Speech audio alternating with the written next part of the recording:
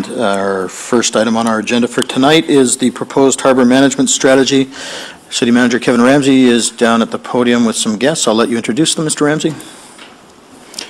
Thank you, Your Worship. We're here tonight to present our draft proposal, and again, this is a proposal on a harbour management strategy for Port Moody.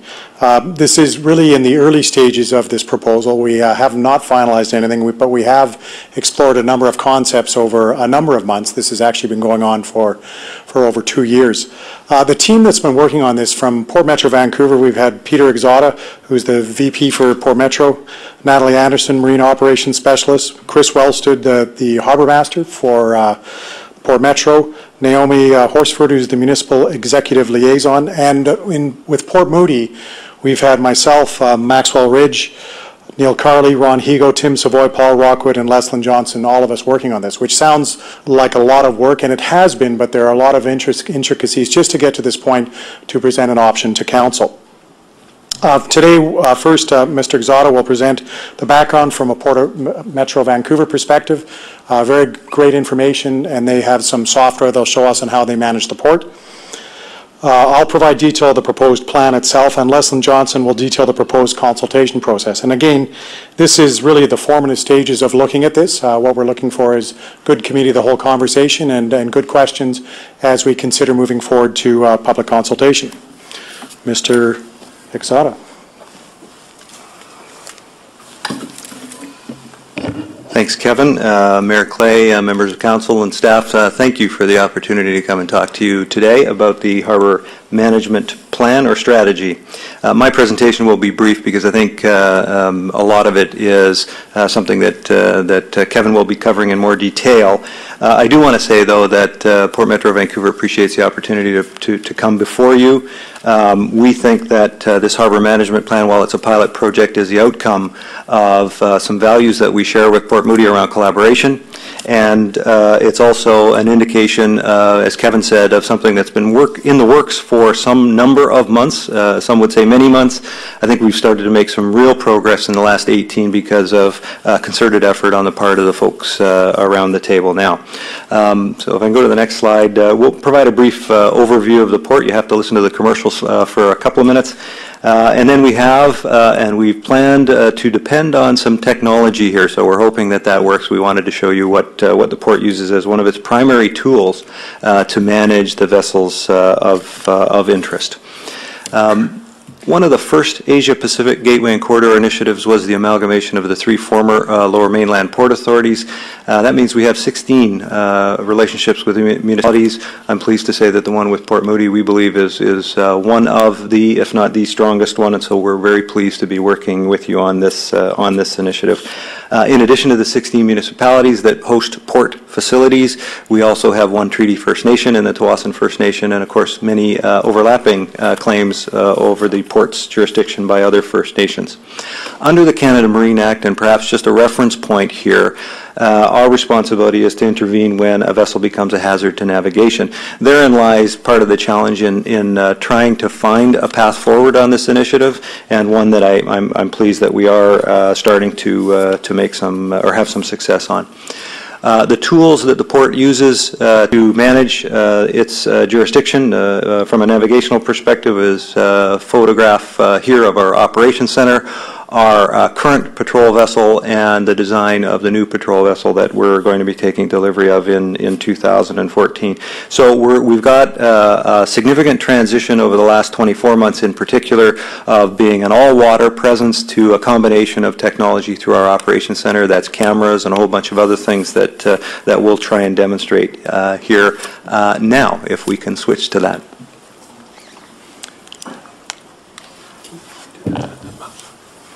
I've been asked to give some insight into the system we use to track all the things that go on within the port, and we'll zoom into the Port Moody area. What you see on the screen here is basically our entire national jurisdiction, the green line. We basically, can you go into the, sorry about that. Let me take that back.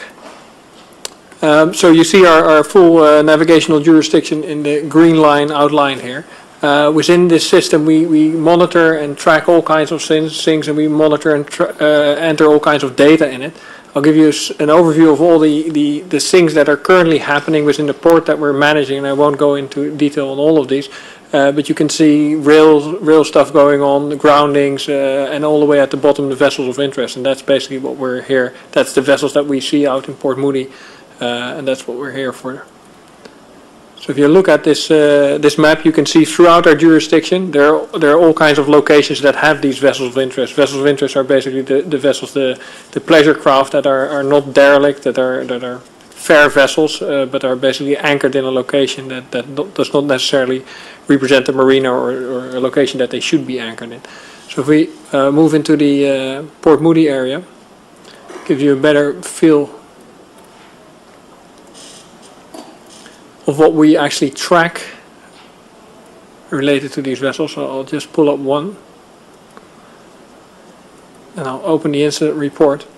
To give you our harbor patrol crews are out there on a regular basis, and then they basically monitor everything that goes on. They take pictures, they collect details, and we've have an active posting process that if we come across a new vessel, we basically add a posting onto the vessel, ask these people to contact us and to contact our 24/7 operations center, so at least we know who's the owner, we know what their intention is and how long they're basically intending to stay. So you can see here a picture of this specific vessel that is out here in Port Moody, and then within the system we have pictures that show posting that we did on the vessel, and a follow-up posting. In this case, there wasn't a reply to the initial posting, so we go to a different color posting. This system for us is very important to get a handle on everything that's going on and to know what's happening and who's moving within the port. So you currently see about 47 pleasure craft here, and they're all reasonable pleasure craft. They're definitely not derelict vessels. And the proposal that we have, and that Peter's going to talk more about, and Kevin is going to talk more about, is for the water area in Port Moody. And you can see there is a anchor management area that would basically be a designated area for these pleasure craft, so that they're not just anchoring at free will, but they're anchoring like in Falls Creek in an area that is designated, and they're actually registered and managed and monitored. So I'll hand it back to you.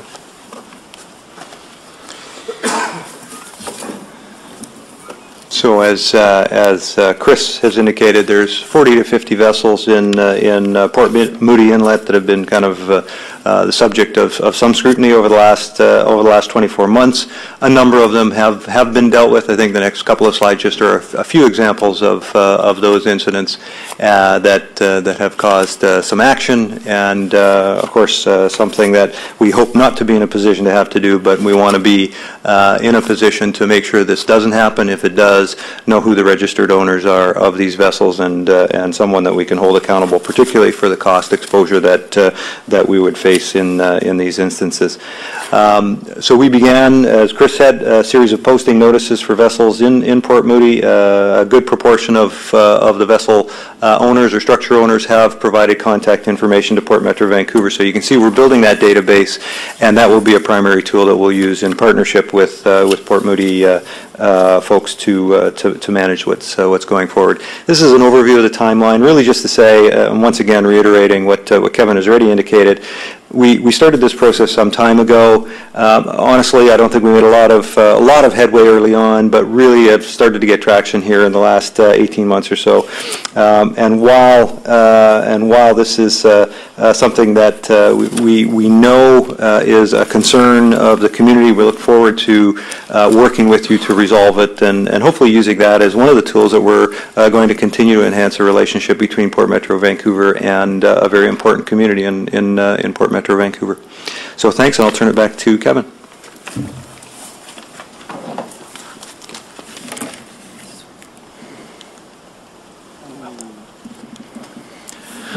Thank you. And so now I'd like to speak about the actual plan that we have proposed or we've conceptualized ourselves. And the tagline we've used that this is a pilot project to facilitate the fair and equitable use of the Port Moody arm of the Burrard Inlet. And the reasons why we want to do that is for environmental security. We want to have equitable use in our harbour, and also harbor safety. We know that our inlet has immense marine wildlife. We have all sorts of different areas where we have studied, and we know that we have an environment that we want to maintain.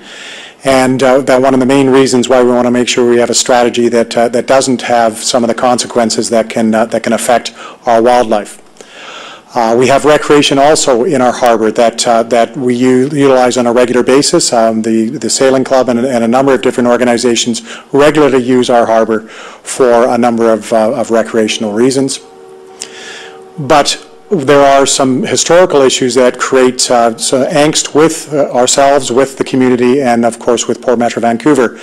Unauthorized or illegal sewage discharge has occurred, abandoned and derelict vessels, gas fuel discharge in the inlet. Harbor safety has been an issue, and one of our biggest challenges when we've tackled this, and again it's an issue at UBCM that they have tried to address and unsuccessfully so far, is the multiple jurisdictional authority over the harbor itself. It is not just Port Metro Vancouver and the City of Port Moody that have authority over the harbor. There's a number of different agencies, both federal, provincial, local government, and other.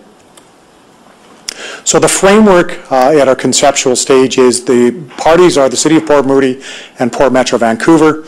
It covers the whole of the Burrard Inlet as it borders Port Moody. Port Moody would be responsible for the area marked by the buoys called the designated anchorage area, and Port Metro Vancouver would be responsible for the rest of the area that we will officially call the no anchorage area.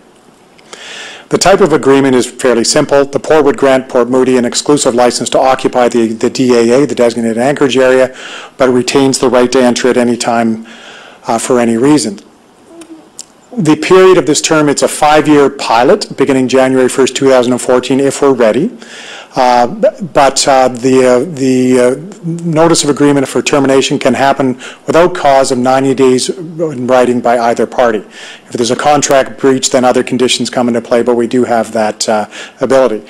The charge from Port Metro Vancouver in this proposal is $2 for the entire term to be paid by Port Moody to Port Metro Vancouver. So essentially what Port Metro Vancouver is looking at is granting us utilization of this lease area at no charge so that we manage a specific area in our harbor. As you saw in the drawings that Mr. Wellstead showed before, that is the actual area in red that is the proposed anchorage area. That doesn't mean that we have to have the whole of the area that is for anchorage. That is just the area that we would lease. And again, if it's determined through the next steps of the way, or for whatever reason, we can limit it to a smaller area within the red trapezoid or whatever we so choose. And overlaid is the moorage locations that were shown on the screen before in better detail by Mr. Wellstead.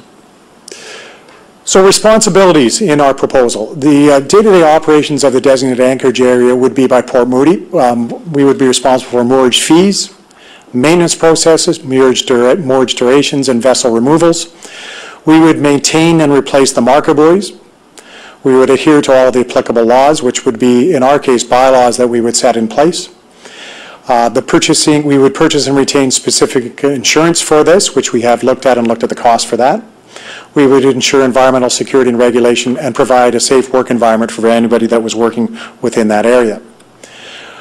Port Metro Vancouver responsibilities would be, they would initially purchase and install the 4 buoys that denote the area and the startup costs. They would regulate the unauthorized boats in the no anchorage area, and including patrolling and removing the boats that do affect navigation. And the biggest thing that they can assist us with in the harbor, they're doing that already, is raising awareness with boaters about the information around proper anchorage. And in this case, if we move forward with this model, it would be moving them to anchorage within the designated anchorage area. The idea with this, in simple terms, is that we would charge for boats mooring in the designated anchorage area. The funds from those charges would go towards operating the program, which would include replacing the buoys, general operating costs, removal of derelict or nuisance vessels in that area if need be, any infrastructure funding, and if there is any surplus in that account after we have a capped number in there, that would be used for any harbour improvements that were deemed important to really through council and the community in discussions with Port Metro Vancouver. But we could envision any of those surplus funds be used for environmental enhancements and those sorts of things. The anchorage cost we're proposing is two-tiered, one for Port Moody residents and one for non-residents. A yearly rate of $41 a foot and $55 a foot, which adds up to a lot of money. But when we compare these numbers to a 25-foot boat in other jurisdictions, for a year it's just over $1,000 for a Port Moody resident. Newcastle Island, Porto Cove, Plumper Cove, and Montague Harbour they don't have a yearly cost, but are substantially more on a monthly rate. Port McNeill Harbour, again, this is the same type of moorage, is $1,600 a year. Nanaimo Harbour is $2,500 a year. Again, these aren't docks that you would dock a boat on. They are moorage areas. And Reed Point Marina, which is our Port Moody Marina, would charge just under $3,000 for a boat moored at the marina for a year. So we've come up with these numbers based on what we think is fair and equitable. But again, we're looking for comment further on that as we look at what the community may think. Our next steps are to go to consultation if council so wishes, and at this time I'll pass this over to Ms. Johnson to explain the plan.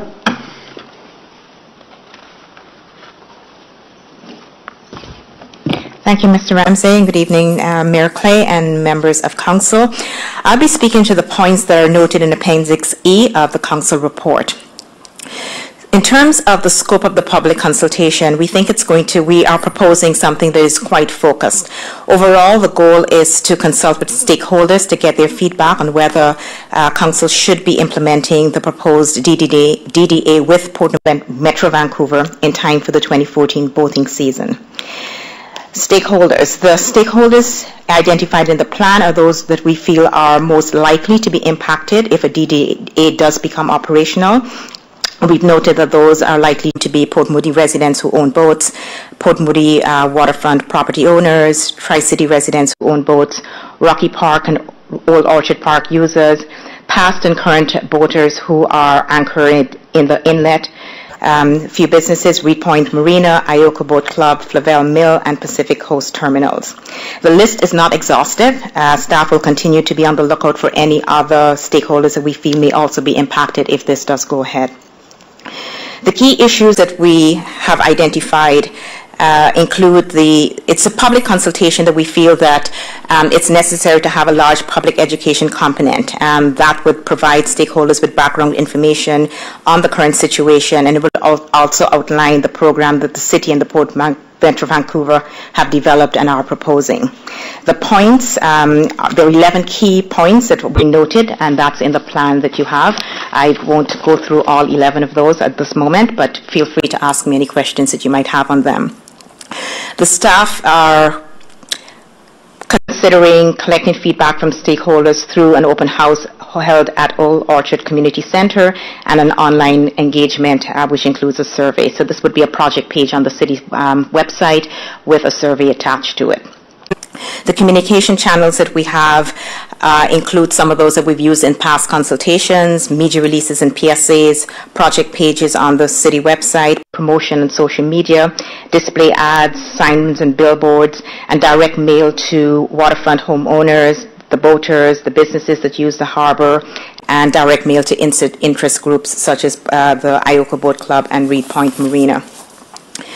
We're also hoping to encourage the stakeholders to stay tuned on the process through email, e-notifications on the city website, and by following the city on Twitter and Facebook. The anticipated cost for the public consultation is approximately $5,000, which is being contributed by Port Metro Vancouver, so there's no direct impact to the city. And ideally, Port Metro Vancouver would like to remove the derelict boats in the fall and the winter. Staff is suggesting that we consult with the public during the fall in order to facilitate this. The timing will also allow the city and Port Metro Vancouver to implement the program in time for the boating season starting in the spring. That concludes my outline of the proposed plan. Mr. Ramsey.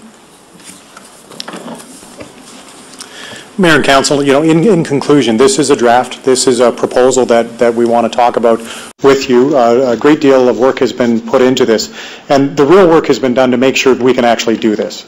That it is possible, that there's no real issues around insurance or around bylaws or anything like that, so that we're guaranteed that there is a possibility we can move ahead. But our dream with this in a year from now is we have a managed harbor that doesn't have derelict boats, that doesn't have liveaboards, that doesn't have boats that are in such disrepair that we know they will cause environmental concerns, that we know who is registered, when they're registered, and it's not just in one little area of Port Moody, it's for our whole harbor.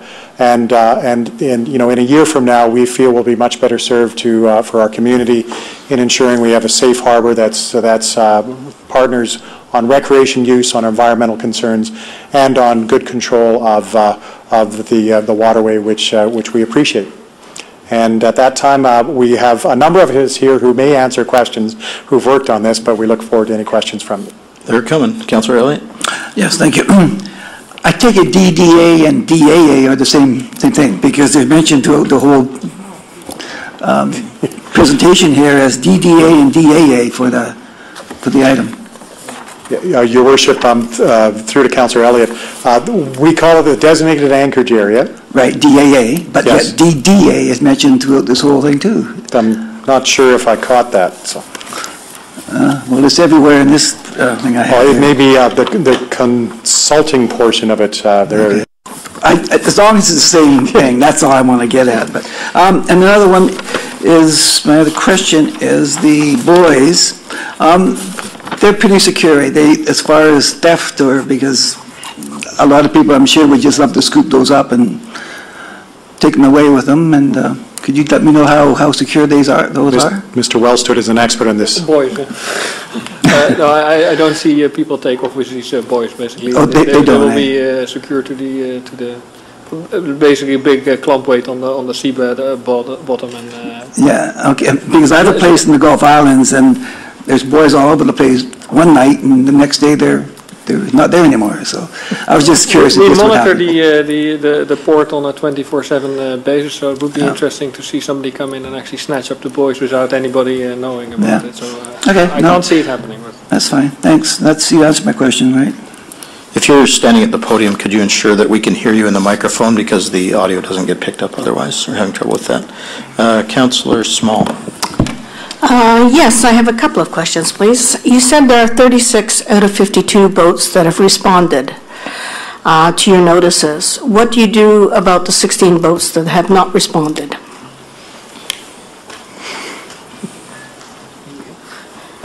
So the process we follow is that we post the boat and then we ask these people to contact us. We besides that, patrol the area on a regular basis, and if we see people on board the vessels that we haven't identified yet, we'll basically actually come up to the vessel and engage in a conversation with these people. The other part of the process is that we post the boats with a second posting in a different color, basically stating, you really have to contact us.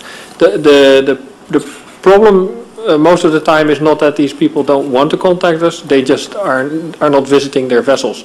So we post the vessel and they just don't show up for a month. So in other words, they've parked their vessel and left it?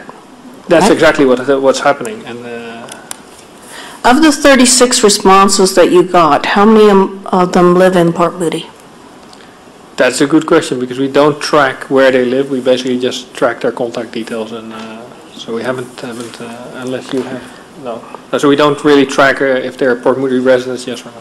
Well, if we're going to charge other people more money they're not a Port Moody resident, I think we need to know that. We have the contact details for the people that actually responded, so it's an easy exercise to figure out where these people live by just contacting them and asking them for additional details. That shouldn't be a problem. Okay, I think it's important that we manage our harbor.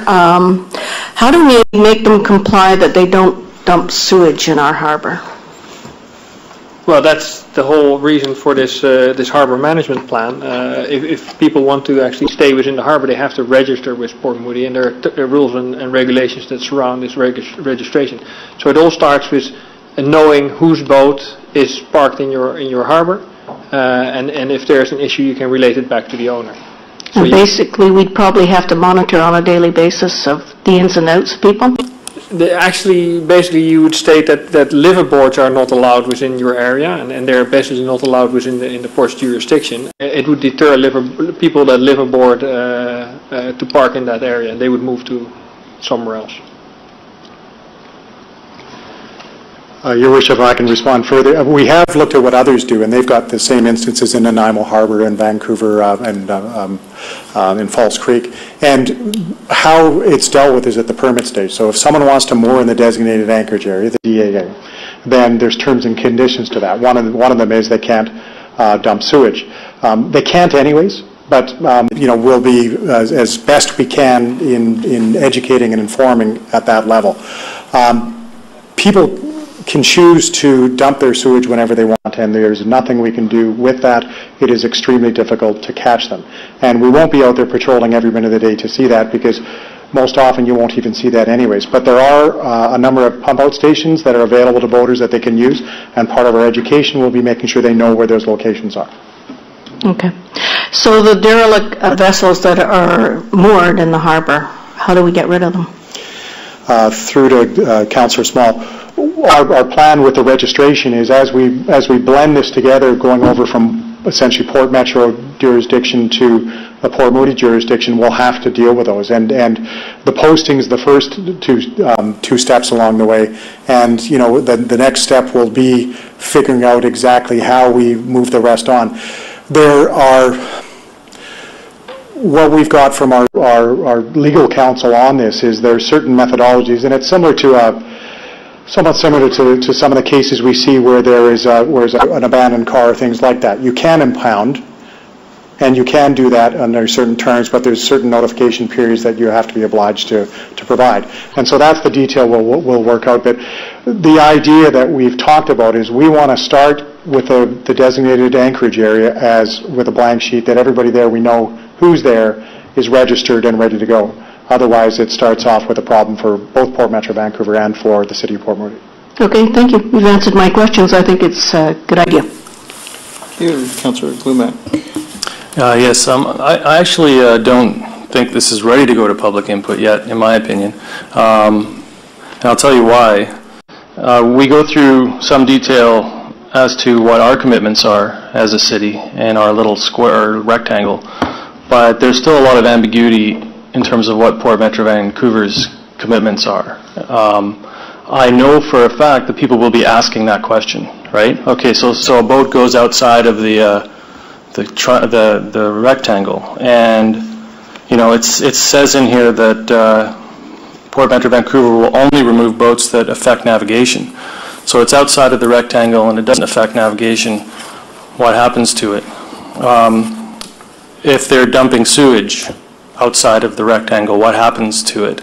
If it's somebody living aboard outside of the rectangle, how long will it be before if it's an abandoned boat outside the rectangle, how long will it be before that boat is removed? Those are questions that people will have, and I'm sure that before we go to public input, it would be useful to have some indication of the level of responsibility and commitment from Port Metro Vancouver on this outside of the rectangle. And I don't know if there's any response to that now, but that's my concern.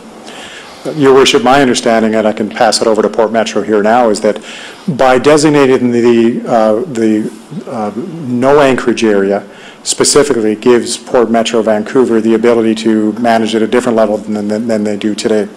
And our expectation was they would deal with those diligently, but I will let them speak to that.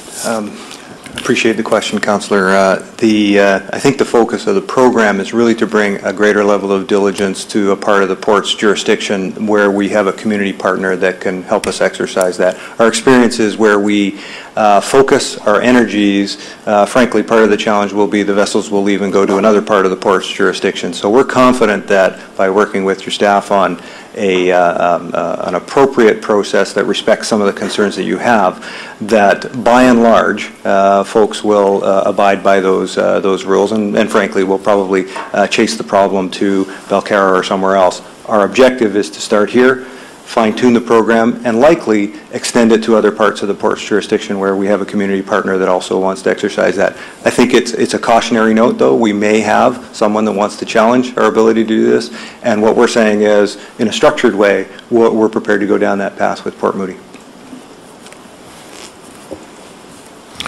Okay. So what would be said to somebody that would ask a question about that in terms of, because it says in here that Port Metro Vancouver would be responsible at your discretion, but that that given the history of the issues that have been around here, there's probably some concern in the community that that discretion, if it was more clear, would be helpful.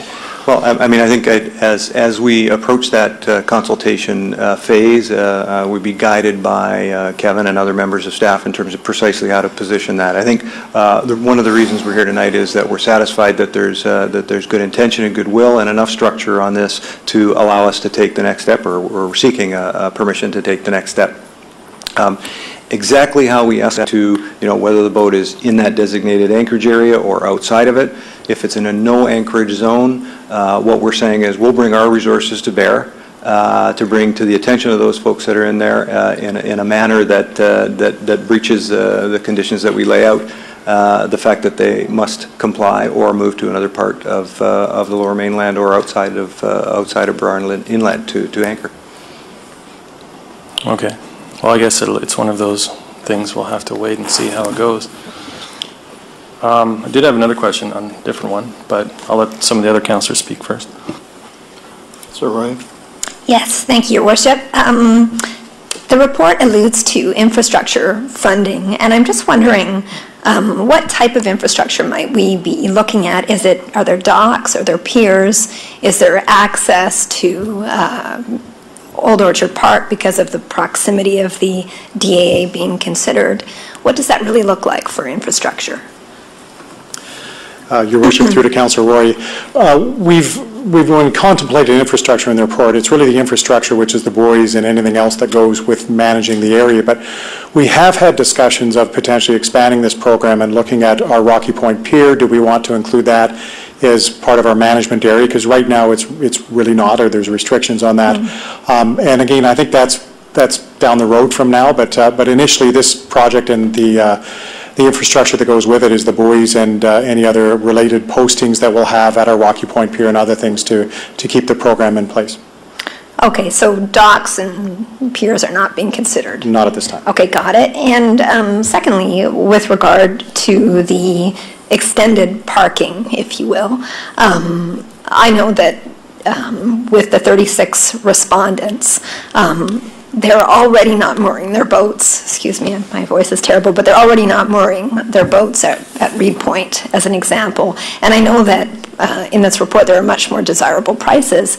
But if these folks are already trying to avoid moorage fees, what is the likelihood that they would be interested in any moorage? Through to Councillor Roy, I mean, we simply don't know. We speculate that there'll be 10 or 20 who say this is cheaper than I'll get anywhere else and choose to moor there on a regular basis. But we really don't know, and that's why the program itself has to be flexible enough to expand and contract as need be for how many people or how many vessels are mooring in the area.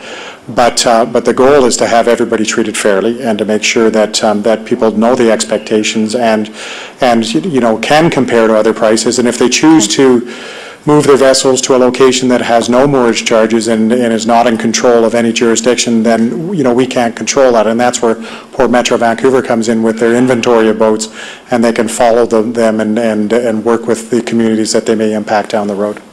This isn't just a Port Moody problem. This is an overall Burrard Inlet problem. Councillor Dilworth?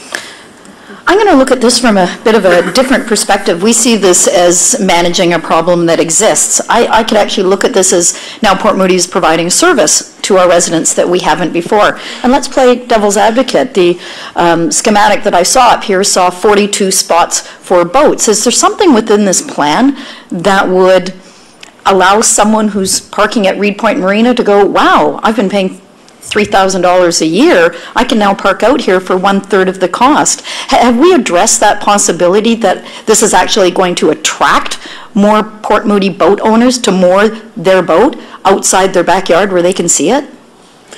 Your Worship, through to Councillor Dilworth, we haven't actually speculated that as being a problem, but it would be an interesting problem to have, because then we would have to consider another iteration of this particular proposal on who gets precedent, and that will be an interesting concern. We're fairly confident that a number of the boats will choose to move elsewhere. Okay. But if people do go this route, again, a different route than a service marina that's on a dock, but it may be economical and more value to them. But your point is well taken, that it is in some ways a service to our community for the ability to moor their boats. And I did have one more comment or concern. We're talking about being quite aggressive in our community engagement process so we can get some consultation, get some feedback from boat owners and residents, and wrap this up prior to the 2014 year. I have some concerns in that we have our staff working on a pretty aggressive approach to wrapping up OCP fee town hall meeting. We are having a budget town hall meeting next month, and we obviously are expecting our staff to wrap that up. Through to Mr. Ramsey, are there any concerns that staff can't handle this from a communications, community engagement process, given all the other priorities we've given them? Your Worship, through to Councillor Dilworth, we haven't heard that. The bulk of this time is really extra to what we're doing now, and that's why Port Metro Vancouver has been kind enough to help with those costs. Okay. We also feel, because we did have a conversation about, is this impacting those that come to public and open meetings, and our town hall meetings is just one more town hall meetings. We think it'll be a specific crowd that will come to this town hall meeting, and potentially quite different than either the OCP or the budget town hall meetings. Okay, thank you so much. Mr. Blumack. Okay, my other question is, why are the 1 month and 1 year non-resident rates so low? Through to Councillor Glumac, they are higher than the Port Moody resident for non-resident, but still we felt that that was probably a fair thing to do.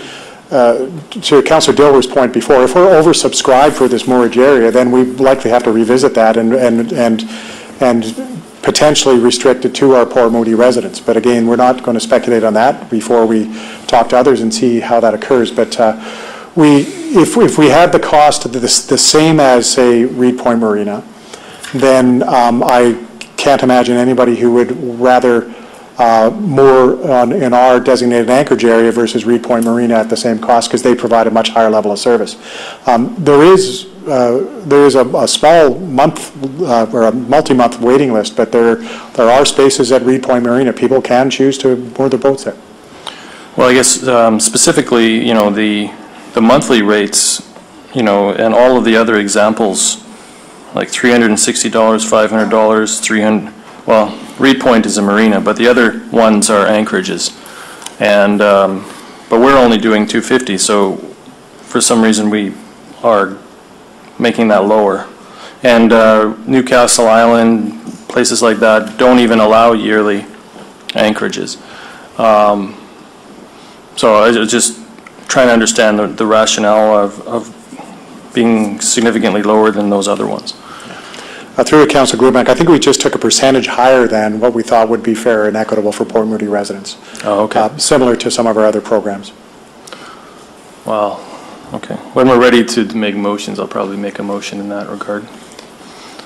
But we're still in the question phase here. Okay. Councillor Elliott. Yes, thanks. Councillor Small raised a question as to do with the derelict boats as to where, when they get towed away, just where do they get towed? Is it in Port Moody, or is it somewhere that out of this whole area? Through to Councillor Elliott, it's what Port Metro Vancouver has done in the past is they've taken some derelict boats out and actually loaded them out of Reed Point Marina, or not Reed Point Marina, sorry, our Rocky Point boat ramp. That's for some derelict boats, and it depends on the condition. If they're truly derelict and they're not seaworthy, that's then we what I'm getting at. Yeah. Yeah, and we just dispose of them at a landfill essentially. And there's certain protocols we go through for that, but that's the easiest way to get rid of them. And I don't think Port Metro Vancouver explained how much work they've been doing in the last while to get rid of. There's a number of rafts out there that they've been dealing with, and derelict boats that they've at their cost disposed of. So we would see the same thing down the road, that it depends on the circumstance. If it was Councillor Elliott, if it was a boat that was still seaworthy and had some value, then we would likely take it to a nearby marina or have it taken by a contractor to a nearby marina and either store it in water or out of water until we deal with it and either sell it ourselves if not claimed or any debts paid off, or have it claimed, which is always the best option. Okay. Councillor Nuttall mentioned in his email as if it is this derelict boat that is not, really derelict, it can be stored at Reed Point Marina and/or you're talking about now Rocky Point. There is an expense. Is that an expense to the city to do this, or it could sit there for months if nothing happens? Who's responsible for all that? Through to Councillor Elliott, for the designated anchorage area, if we had a derelict boat in there or a boat has, say, become derelict, which we wouldn't want to let that happen, but if that did occur, then we would be responsible for that. The idea is no one would be in that area unless they have their registration and their insurance with us. Right. So typically, derelict boats don't have registration, they don't have insurance, and so we don't want them to enter into our designated anchorage area. For our friends at Port Metro Vancouver, when they have those boats within their jurisdiction, and they have before in this no anchorage area, then they will do what they've done before, which is being fairly aggressive about if it's grounded, they'll remove them, but otherwise they'll post it, and they're out in the water much more than we'll ever be, and they're the ones who can much better manage those types of vessels. Okay. So, and we would get more information on that later as to what. Yeah. Okay. Thanks. So, Roya? Yes, thank you, Your Worship. I just wanted to say that derelict boats have been like the elephant in the proverbial room in Port Moody for a long time. And I know that Port Metro Vancouver said that they were in this conversation with Port Moody since May 2011. And I really appreciate Port Metro working collaboratively with our staff. I think that this is top of mind for the community, some kind of management plan. I am looking forward to public consultation, and I'm delighted that Port Metro will be footing the bill for that. So thank you for that. But again, yeah, I would certainly welcome community feedback on this. Okay, Councillor Dilworth. I'll move the recommendation. Second. Thanks. I had some questions, so I'm going to ask mine. Mr. Zada, probably mainly for you. First of all, I want to say the program that you're using with the vessel tracking information, I think that most of the people that I've been contacted by Port Moody would be both amazed and thrilled that you're doing that level of tracking. I think everybody in the city is convinced that nobody has any idea what's going on there, and I guess unfortunately sometimes I know a lot more about it than I can tell people because of what the Port Moody Police do and what others are doing, but I'm glad that you showed that tonight and that you guys are aware of what's going on. And thank you for the amount of work that you've done there, and sadly it does appear sometimes like nobody's doing anything, but the one question I have, I guess, to start with, I have a lot of concerns about the dollar figures here. If we decided against this and the entire area was just designated a no anchorage zone and the city wasn't playing in this field at all, what's the difference there? I mean, we basically would take that orange rectangle out and Port Metro would be expected to continue with your program, and we would continue to criticize you if you weren't doing enough. Where does that leave us? Well, I think it leaves us with a very significant problem across the port jurisdiction and frankly across the coast of British Columbia at last year's, not the most recent, but prior year's UBCM. Many municipalities in British Columbia expressed similar concerns and situations as those in Port Moody. One of the issues that we have is that we can't possibly manage all of this from the perspective of something that is on the peripheral side of our mandate. So this is the reason we brought up navigational and environment. We will endeavor to deal with those issues. As you've said, and I think as Kevin has indicated, we've been much more aggressive in the last 2 years, particularly in dealing with derelict vessels across the port jurisdiction, but the priority will be those that are hazards to navigation and the environment, and there are some of those particularly up different parts of the Fraser River. So What that means without this program is we'll continue to do what we're doing, which is prioritizing those 122 or so vessels that are considered vessels of interest, some of which are derelict, and it will be a slower path forward.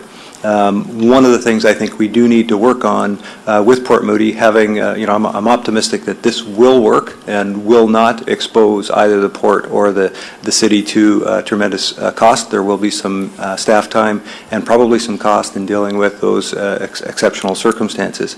But we're going to start a dialogue that I think other communities, certainly within the port's jurisdiction and perhaps outside of it, are going to be looking at in terms of what might be possible in their areas. So it's a bit of pathfinding here. I think it's being done by our organization in good faith with the leadership of your council and staff.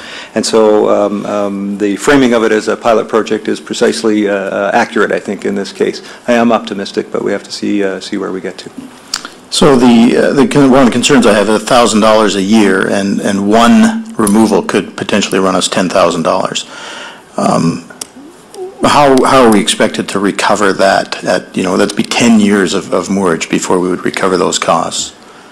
I guess our hope is that many of these vessels move to another part of the port's jurisdiction or beyond it, and those that are vessels of interest, I think, are entirely, that's entirely likely, not just possible. The vessels that are derelict, that wash up, then that is an issue in terms of removal.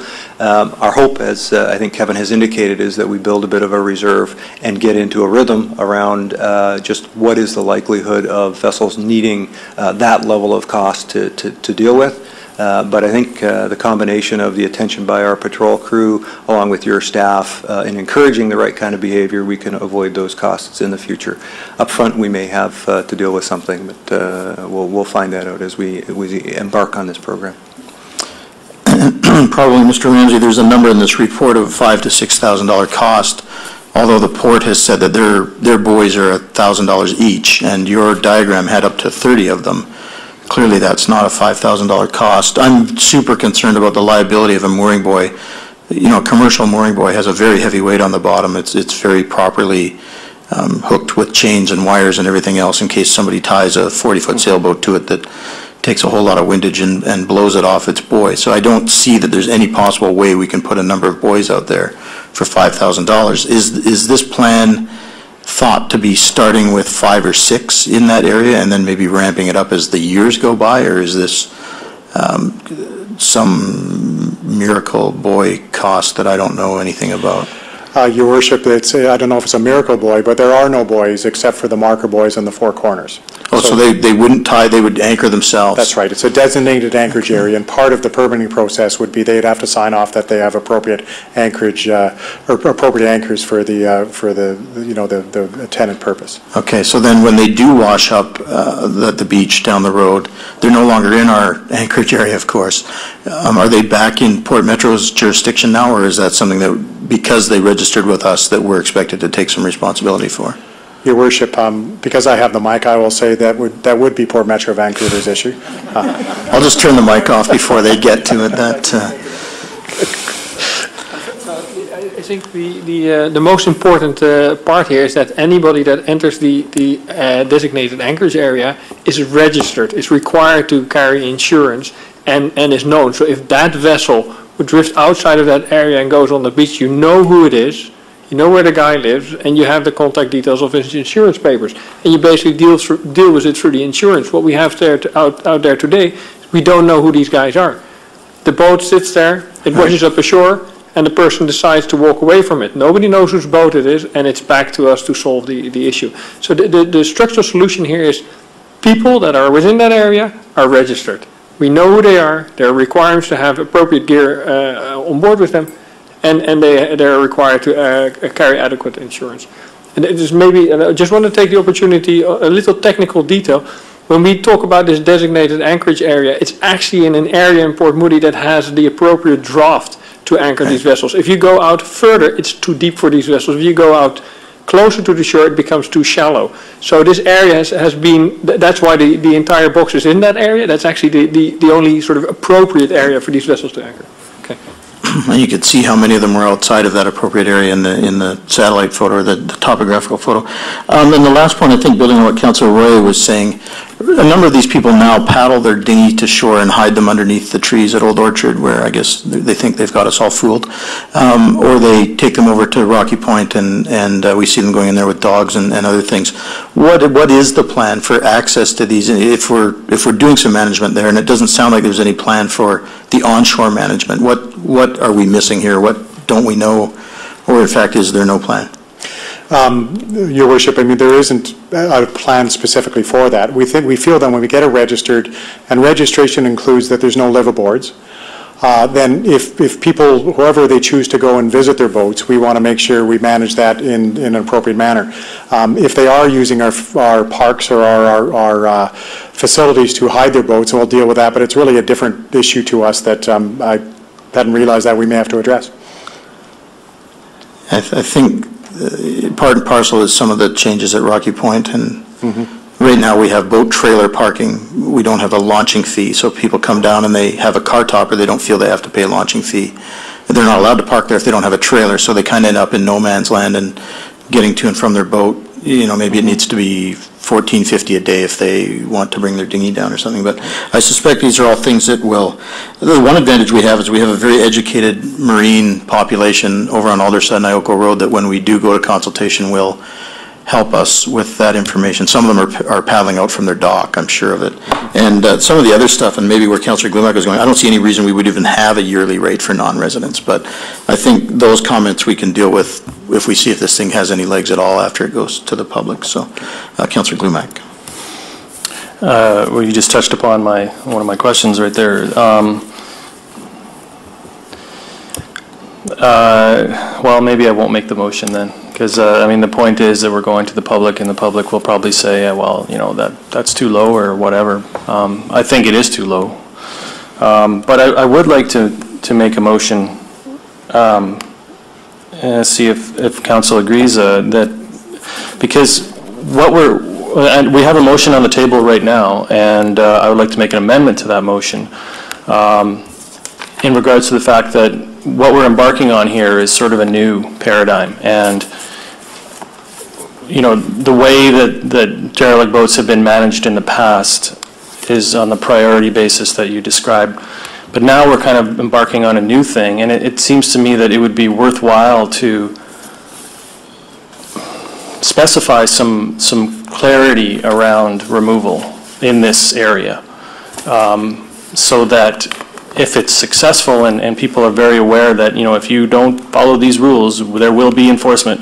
And if that model works well, then it maybe could be replicated in other areas. So with that in mind, I'd like to make an amendment that before we go to public input, that Port Metro Vancouver provide details on timing and criteria of removing boats in the non-anchorage area. Alrighty. Councillor Dillard. I'm wondering if this motion passes, then we basically put a halt to any consultation waiting for Port Metro to come back with some details. I'm wondering through to the Port Metro representatives and Kevin, is this something we could do in alignment with each other? Could we move ahead with planning the consultation and have some expectations that Port Metro Vancouver will be able to provide that information as we move through the public consultation, perhaps having it ready for an open house? We have given considerable thought to this already. I think a lot of those discussions have taken place. If there's an additional level of detail to provide around that, we're certainly happy to do that, and I believe can do that in very short order. Okay. In that case, I really don't see any need for the amendment then, because the amendment is saying that we're not going to have a consultation until we have that.